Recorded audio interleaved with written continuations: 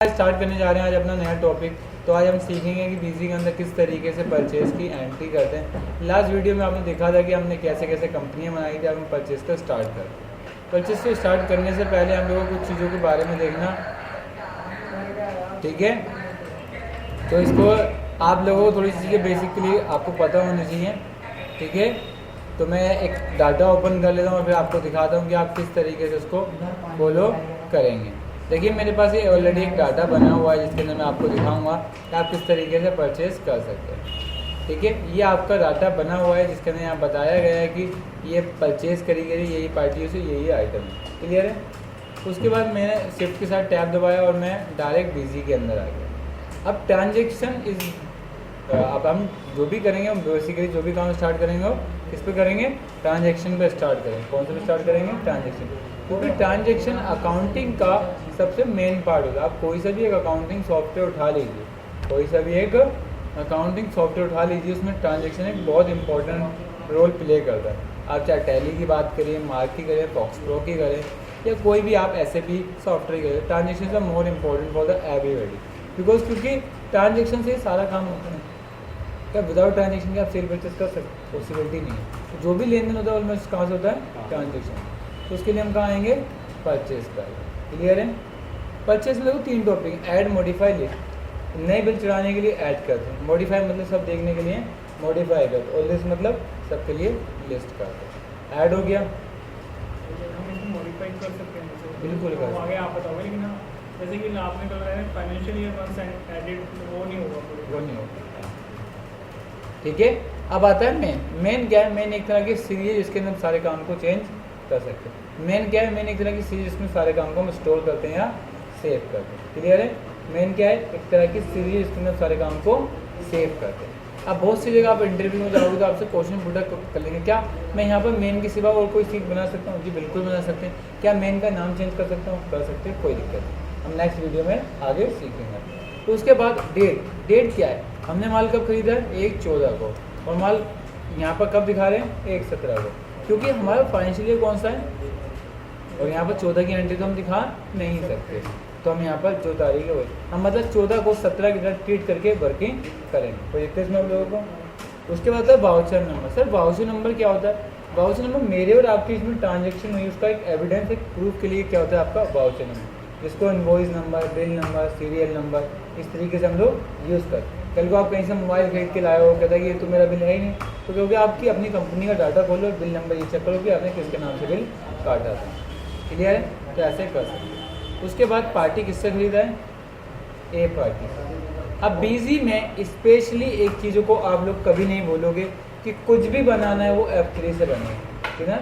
Anything create in by F3, किससे create होगा आपका, F3 से क्रिएट होगा। तो देखो क्या मेरे पास ए नाम की पार्टी है कोई नहीं, जब नहीं है तो उसके लिए F3 बटन हम लोग प्रेस करेंगे, क्लियर है। आगे समझिए क्या बटन दबाएंगे, F3 से शॉर्टकट की क्रिएट अ पार्टी। पार्टी का नाम क्या है, और ग्रुप में क्या लिखेंगे, SUN सन्ड्री क्रिएटर, क्या डाल देंगे, सन्ड्री क्रिएटर। और इस टॉपिक को ध्यान से नो करें। सर आपने परचेज के अंदर सन्ड्री क्रिएटर क्यों डाला, सर आपने परचेज के अंदर सन्ड्री क्रिएटर क्यों डाला? क्योंकि देखिए जब भी आप किसी से उधार पे माल खरीदेंगे तो आप हमेशा उसके ग्रुप में यही डालें। सर ऐसा क्यों करा, इसका एक रीज़न है, क्योंकि जब भी हम उधार माल खरीदते तो उसके लिए एक ग्रुप होता है सन्ड्री क्रिएटर, जो बैलेंस शीट में हमें बताता है कि हमारी देनदारी क्या रही, हमारी बैलेंस शीट में देनदारी, क्रेडिट मतलब होता है ना, क्रेडिट पे हमने, हाँ जनरल एंट्री भी सिखाऊंगा, 2 मिनट रुकिएगा आप लोग बस। यहाँ पास सन्ड्री क्रिएटर डालेंगे, उसके बाद जितनी आपको इन्फॉर्मेशन इसके बिल में मिलती जाएगी वो सारी इन्फॉर्मेशन फिलअप करके चलना।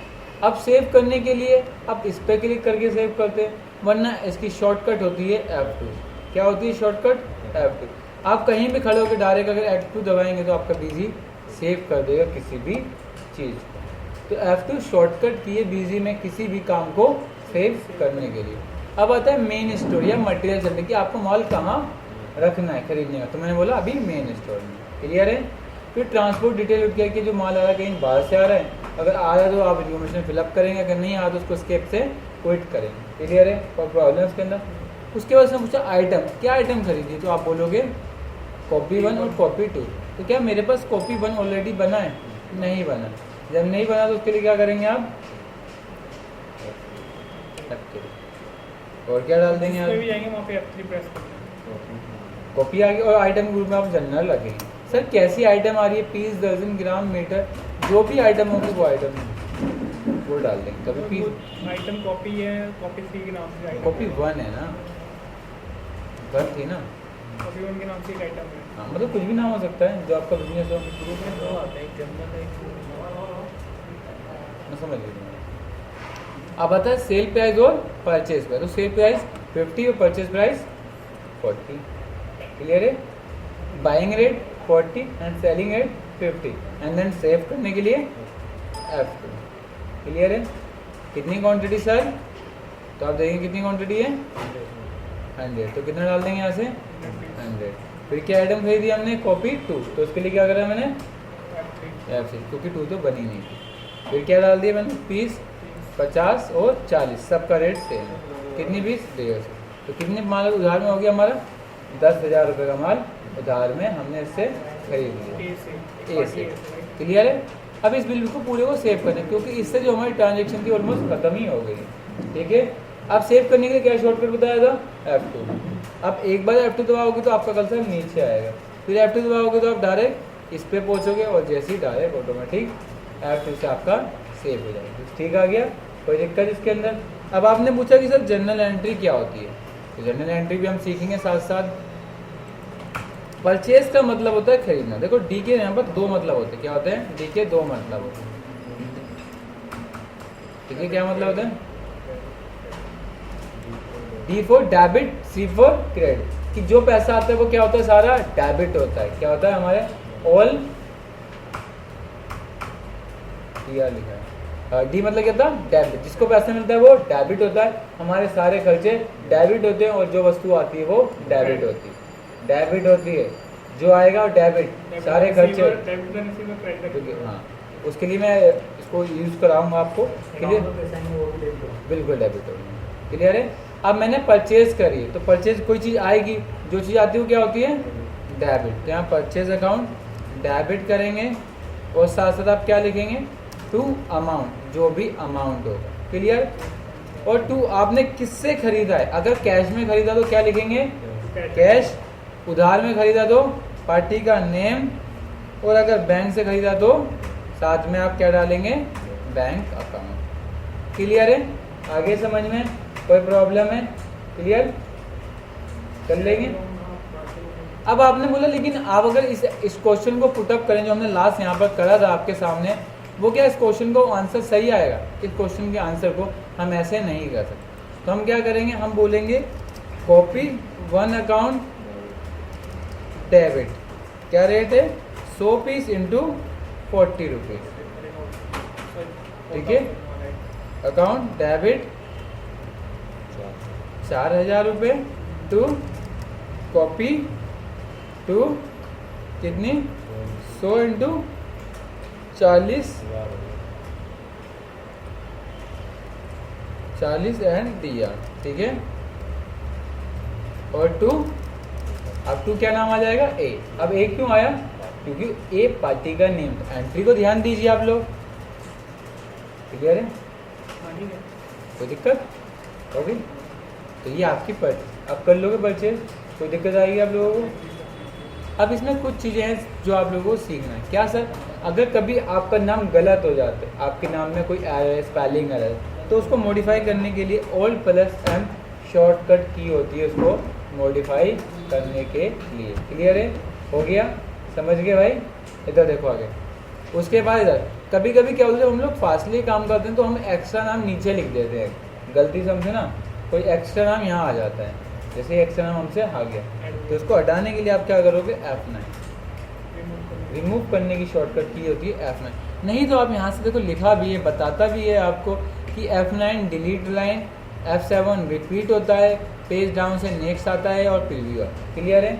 और एक लास्ट और सबसे इम्पोर्टेंट चीज़ जो आप लोगों को एटलीस्ट पता होनी चाहिए, क्या सर, अगर कभी आप आइटम का रेट चेंज करते हैं या आइटम का नेम चेंज करते हैं, जब आप इसको Alt+M से मॉडिफाई करने का ठीक कर लेंगे तो उसको सेव करने के बाद F9 करना कंपलसरी होता है। ठीक है? जैसे सपोज इस कॉपी का नाम गलत हो गया या इसका रेट 50 रुपये है, कॉपी 2 का रेट कितना है, मैं 52 रुपये डाल दूँ, कितना डालता हूँ 52 रुपये, या 52 रुपीज़ डाल के यहाँ पर सेव करो, ठीक है 52 कर दिया मैंने। अब मैंने ठीक कर, देखो रेट तो ठीक हुआ ही नहीं, हुआ क्या रेट ठीक नहीं हुआ, क्यों, क्योंकि F9 नहीं करा और कॉपी 2 नहीं करा, कितना 150 रुपीज़, क्लियर है। F9 करेंगे डिलीट हो जाएगा, डिलीट नहीं, रिमूव होगा एंड देन पुट अप हो जाएगा। न्यू वाले प्राइस हो हाँ, जाएगा, वो- हमारा अगर प्राइस रिवाइज होता है तो सेल्स में ये होगा, राइट। बिल्कुल आइटम्स कुछ भी जब भी आप कुछ चेंजेस करेंगे तो देन ये करना है प्रोसेस, कोई इशू नहीं। आगे समझ में, ये आपका बेसिक क्वेश्चन था जो आप लोगों को करना है, बोलिए। ये क्या कहते हैं, अपने परचेज अकाउंट में तो इसमें डेबिट कर दिया, राइट। ये जो भी आपने बताया था ए का, ये ना एक पार्टी का हुआ है, हाँ, तो बोलिए। उसमें आपकी कॉपी जो आई है वो आपने कॉपी 1 कर दिया, और जो पार्टी का अकाउंट है वो हमारा वो भी साइमल्टेनियसली इसमें अपडेट होता है क्या? क्या होता है, जैसे अगर जर्नल के अकॉर्डिंग मैं बता रहा हूँ, आपने यहाँ पे कॉपी जो आई है यहाँ पे अपडेट हो गई, कॉपी हमने परचेज की क्रेडिट बेसिस पे किससे की थी, ए से, A से। हमारी पार्टी ए है, हाँ। तो ये ए वाला जो क्रेडिट की लेजर कहाँ पे अपडेट हो रही होगी? ये ऑटोमेटिक बिजी में, देखो ये तो बोले हाँ, अब मैं ऑल वही- टेल करोगे, पार्टी ए का लेजर देखोगे, तब देखो उसके अकाउंट में 10,000 रुपये की इससे उधार में माल खरीदी।